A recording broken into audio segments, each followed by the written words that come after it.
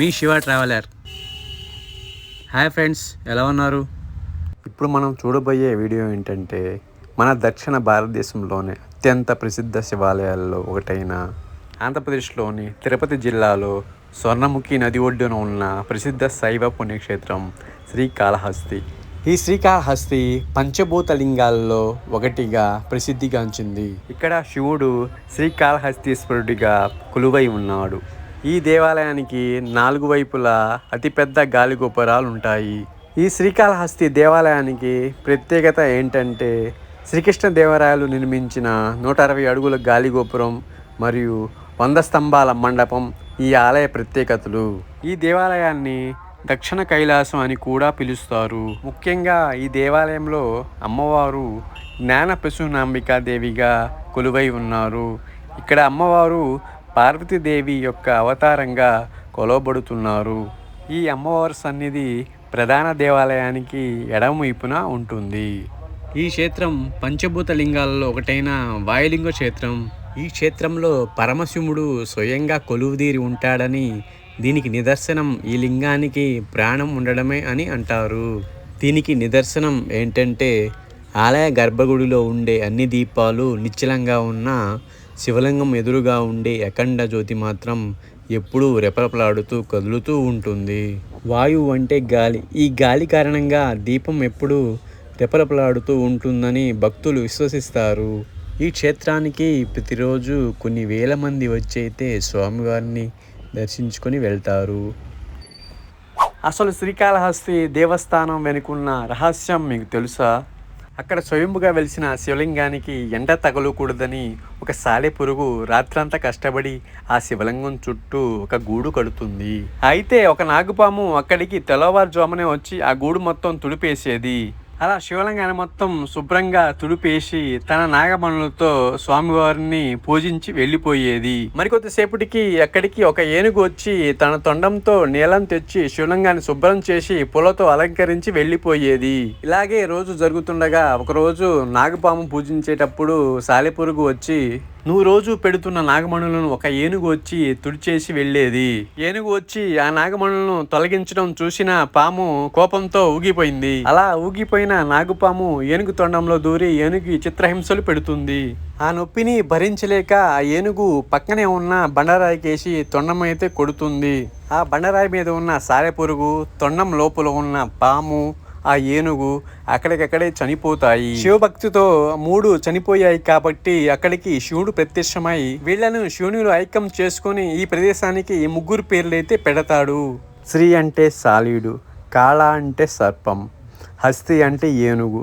ఈ 3 మూగజీవాలు స్వామిని పూజించి ముక్తిని పొందడం వల్ల ఈ ప్రదేశానికి శ్రీకాళహస్తి అనే పేరు వచ్చింది.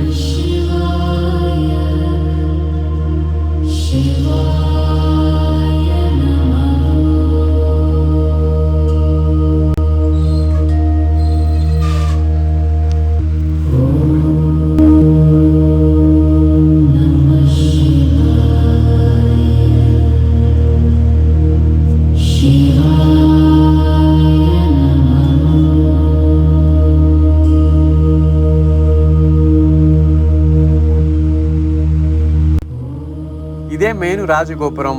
ఈ రాజగోపురాన్ని శ్రీకృష్ణదేవరాయల వారు నిర్మించారు. ఇది 120 అడుగుల ఎత్తులో ఉంటుంది. ఈ రాజగోపురాన్ని 45 కోట్లతో సేమ్ అదే విధంగా 2017లో కొత్తగా నిర్మించారు.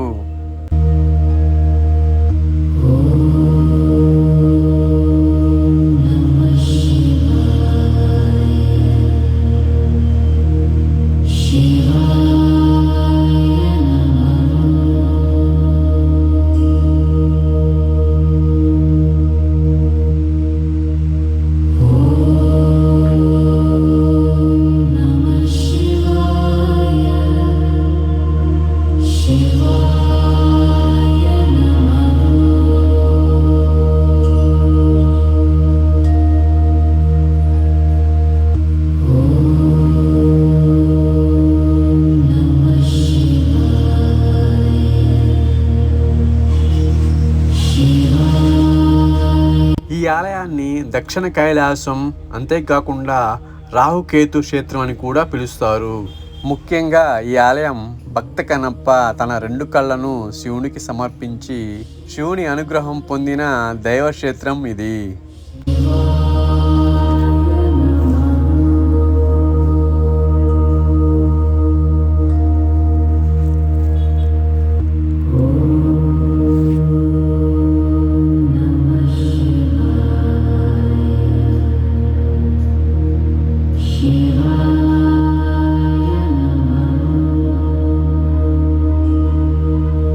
ఈ శ్రీకాళహస్తి దేవస్థానం యొక్క ప్రత్యేకత ఏంటంటే ఇది గ్రహణ కాలంలో కూడా ఈ దేవస్థానం అనేది ఓపెన్లో ఉంటుంది.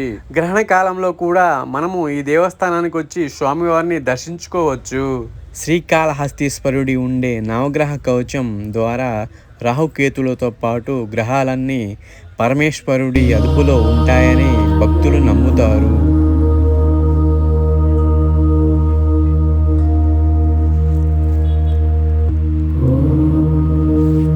ఇప్పుడే మనము గేటు 1 గుడి లోపలికైతే వెళ్తున్నాము.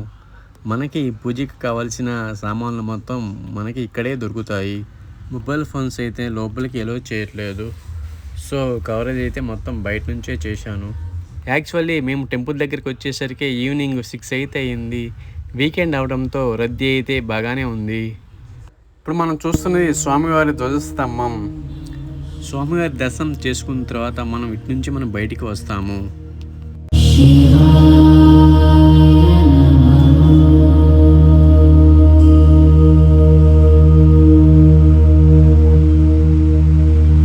ఇప్పుడే స్వామివారి దర్శనం చాలా బాగా జరిగింది. లోపలికైతే మొబైల్స్ అయితే ఎలో చేయలేదు కాబట్టి బయట నుంచే నేను విజువల్స్ అయితే చూపిస్తున్నాను. లైఫ్లో ప్రతి హైందవ భక్తుడు దర్శించుకోవాల్సిన దేవస్థానం ఇది. మనము దేవస్థానం లోపలికి వెళ్తే చాలా అద్భుతంగా ఉంటుంది. మాకు ఎక్కువ టైం లేకపోవడం వల్ల రాహుకేతు పూజలు అయితే చేసుకోలేకపోయాము.